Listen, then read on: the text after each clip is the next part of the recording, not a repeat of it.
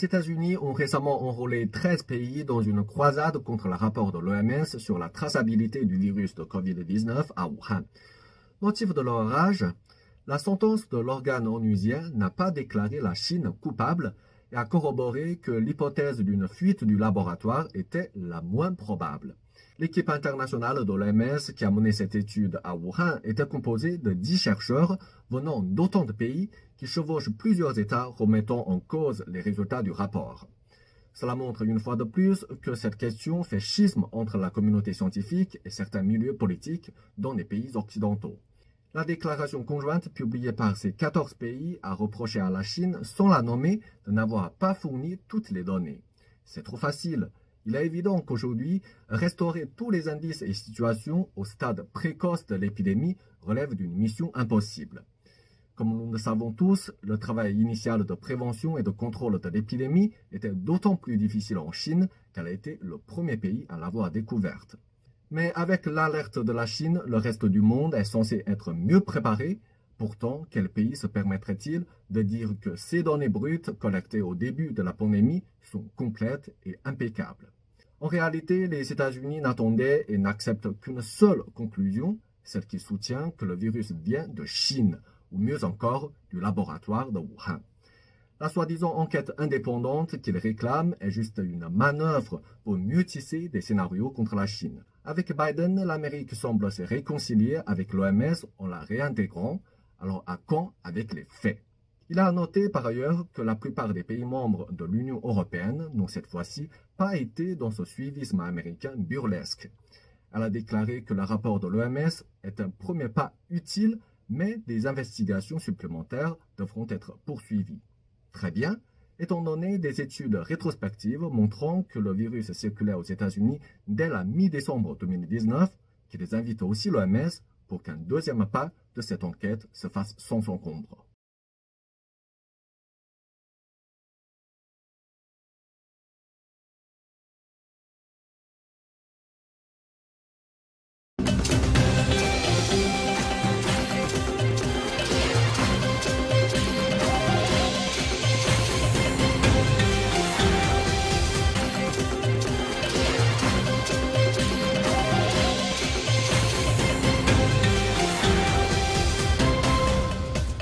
Une fuite virale d'un laboratoire en Chine est-elle à l'origine de la pandémie de Covid-19?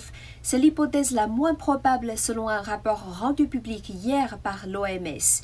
Les auteurs du rapport ont jugé la transmission du virus à l'être humain par un animal intermédiaire non encore identifié probable à très probable, tandis que l'hypothèse d'un incident de laboratoire est au contraire qualifiée d'extrêmement improbable.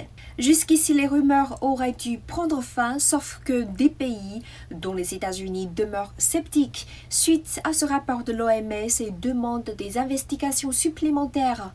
Selon eux, l'étude d'experts internationaux a été retardée de manière significative et n'a pas eu accès de manière exhaustive aux données et échantillons originaux.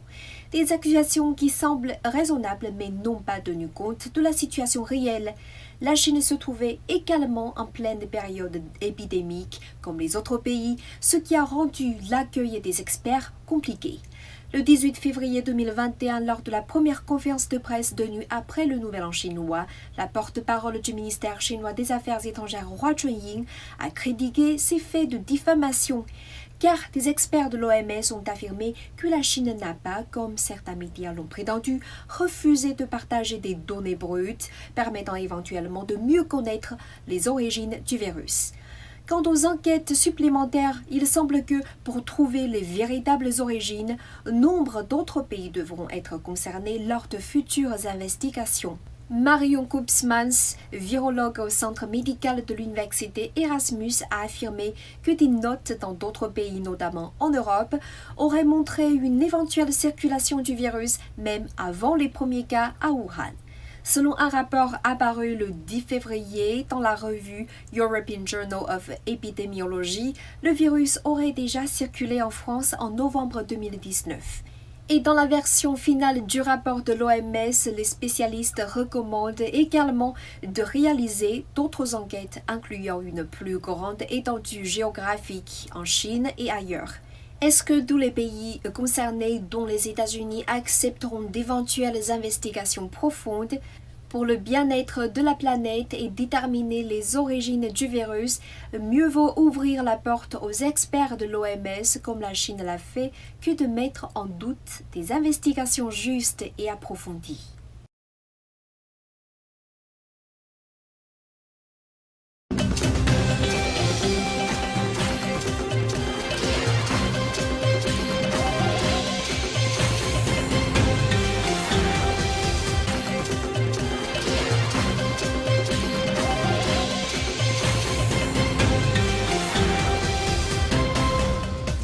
Puisqu'il est désormais certain que c'est la vaccination de l'ensemble de la population mondiale qui mettra fin à la pandémie de Covid-19, l'espoir de retrouver une vie quasi normale est permis. Les voyages à l'étranger ont cruellement manqué, qu'il s'agisse de vacances ou de voyages d'affaires. Les étudiants restés coincés à l'étranger pourront enfin rentrer chez eux. De nombreux pays envisagent d'établir des passeports vaccinaux ou passeports sanitaires. Le principe est de faciliter les déplacements internationaux et de reprendre les échanges entre personnes le plus rapidement possible. La Chine a déjà lancé son certificat de santé pour les voyages internationaux, une application pour smartphone non obligatoire qui affiche les données sanitaires d'un citoyen, par exemple s'il a effectué des tests PCR et s'il est vacciné. Le but de la démarche est double. Permettre aux Chinois vaccinés de recommencer à voyager à l'étranger en toute sécurité et garantir la réouverture progressive de ses frontières aux voyageurs étrangers. Les ambassades chinoises aux États-Unis, en France, au Japon, en Thaïlande, aux Philippines et au Pakistan ont annoncé à la mi-mars des assouplissements allant dans ce sens pour les demandeurs de certaines catégories de visas. La question de la reprise des échanges humains suspendus à cette idée de passeport vaccinal a été soulevée lors du sommet d'affaires Chine-États-Unis qui s'est tenu le 17 mars à Anchorage, en Alaska.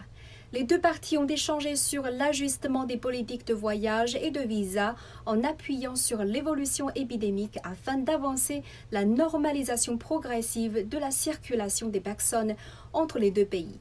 Selon USA Today, l'administration Biden est sous la pression d'une grande partie des compagnies aériennes américaines qui réclament unanimement la levée des restrictions anti-Covid pour les voyages internationaux pour éviter la faillite. Il a également été demandé que les voyageurs chinois et étrangers vaccinés soient exemptés de tests à l'arrivée et puissent voyager librement aux États-Unis. De son côté, la Chine s'engage à reconnaître les vaccins des autres pays à condition que les autres pays fassent de même.